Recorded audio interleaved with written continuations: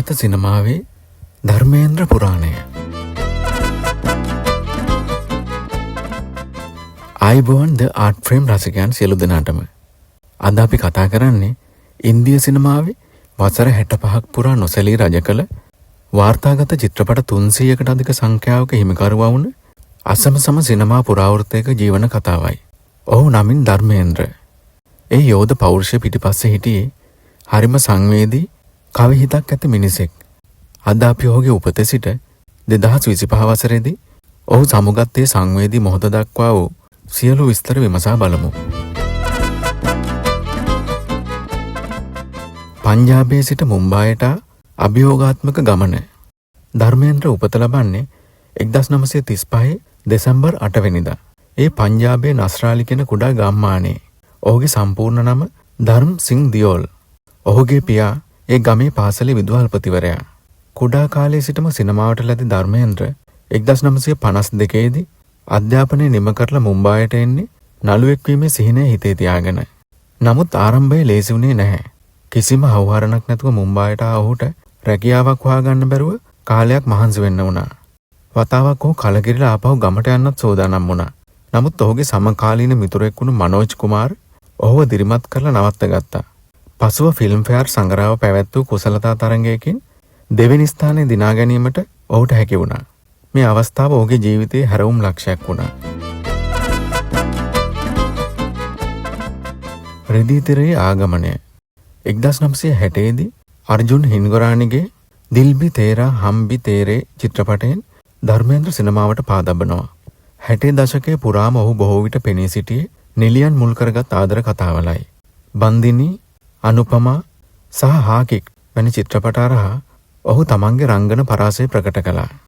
1966 දී තිරගත වුණු පූල්ලොර පත්තර් චිත්‍රපටය ඔහුව තරුගුණයෙන් ඉහළටම ඔසවා තැබුවා. 60 දශකයේ අගභාගයේදී රාජේෂ් ඛන්නාගෙන සුපිරිතරුව සිනමාව ආක්‍රමණය කරද්දී ඔහුට අභියෝගයක් වෙමින් නොසැලී සිටීමට හැකි වුණේ ධර්මේන්ද්‍රට සහ දේවානන්දට පමණයි.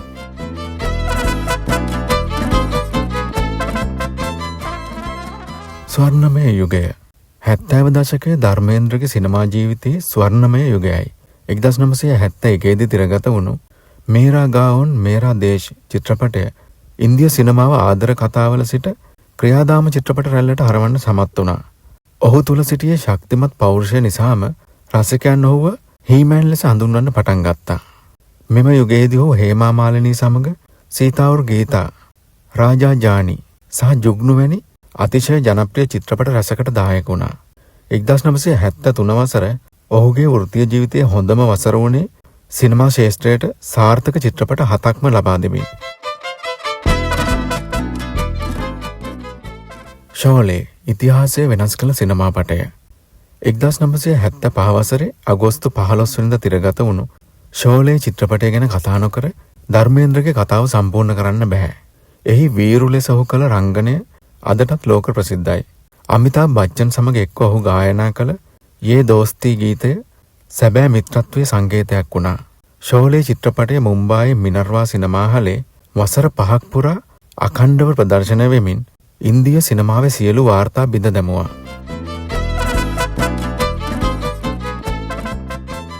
ඔහුගේ පෞද්ගලික ජීවිතය. ධර්මේන්ද්‍රගේ පෞද්ගලික ජීවිතය බොහෝ දෙනෙක් කතාබහට ලක් කළ මාතෘකාවක්.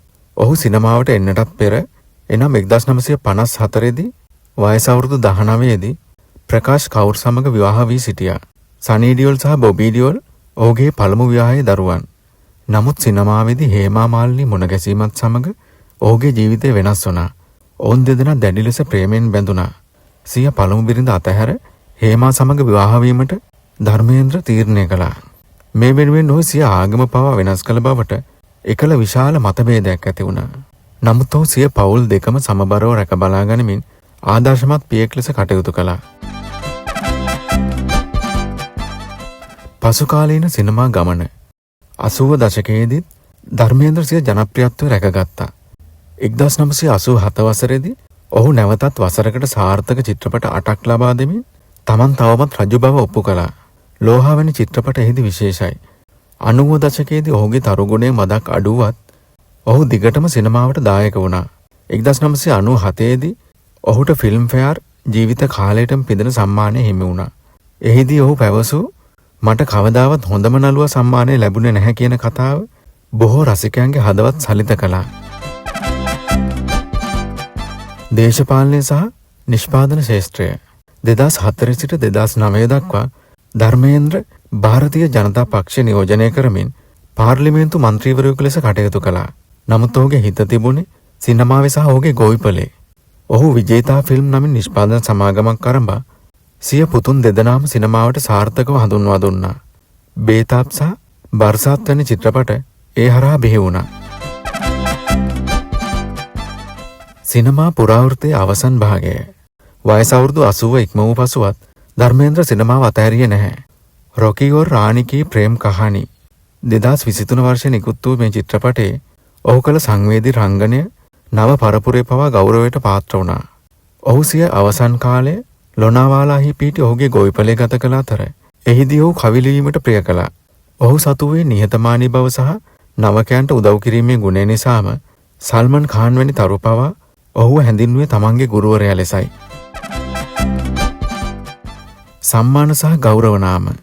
ධර්මේන්ද්‍ර ලැබූ ගෞරව නාමයන් අපමණයි. 2012 දී ඔහුට ඉන්දියාවේ තෙවැනි ඉහළම ගෞරවය වන පද්ම භූෂණ සම්මානය හිමි වුණා. ඔහු නික්ම ගිය පසු 2026 දී ඉන්දියාවේ දෙවැනි ඉහළම ගෞරවය වන පද්ම විභූෂණ සම්මානයෙන් ඔහුව පිදුම් ලැබුවා. ලෝකයේ සිටි ලස්සනම මිනිසුන් 10 දෙනා අතරට වරක් ඔහුගේ නම ඇතුළත් වුණා. ඉන්දියාවේ ප්‍රධානතම සිනමා සම්මාන සියල්ලම පාහේ ඔහු දිනාගෙන තිබෙනවා. අමරණීය සමු ගැනීම 2025 වසර ධර්මේන්ද්‍රගේ රසිකයන්ට අවාසනාවන්ත වසරක් වුණා. නොවැම්බර් 10 වෙනිදා ඔහු රෝහල්ගත කරන අතර ඔහු මියගිය බවට පැතුරුණු අසත්‍ය කටකතා නිසා සිනමා රසිකයන් කලබල වුණා. නමුත් සැබවින්ම ඔහු සිය ජීවන චාරිකාව නිමා කළේ 2025 නොවැම්බර් 24 වෙනිදා. ඔහු සමුගත්තේ වයස අවුරුදු 89ක්ව තිබියදී. ඔහුගේ අවසන් චිත්‍රපටය වුණු 2026 තිරගත වෙද්දී ඔහු රිදී තිරය මත ජීවමාන වුණත් සැබෑ ජීවිතය ඔහු නිහඬ වී තිබුණා. ධර්මේන්ද්‍ර යනු හුදෙක් නළුවෙක් පමණක් නෙවෙයි. ඔහු ಭಾರತೀಯ සිනමාවේ අභිමානයයි. ඒ වගේම අපූර්ව මානුෂීය ගුණාංගවල එකතුවක්. ඔබ ධර්මේන්ද්‍රගේ වඩාත්ම කැමති චිත්‍රපටය මොකක්ද? ශෝලේද? ප්‍රතිග්‍යාද? ඔබේ අදහස් පහලින් කමෙන්ට් කරන්න. මේ වගේ සිනමා තොරතුරු දැනගන්න The Art Frame අපිව subscribe කරන්න. අපි නැවත හමු වෙමු. සුබ දවසක් ඔයාලට.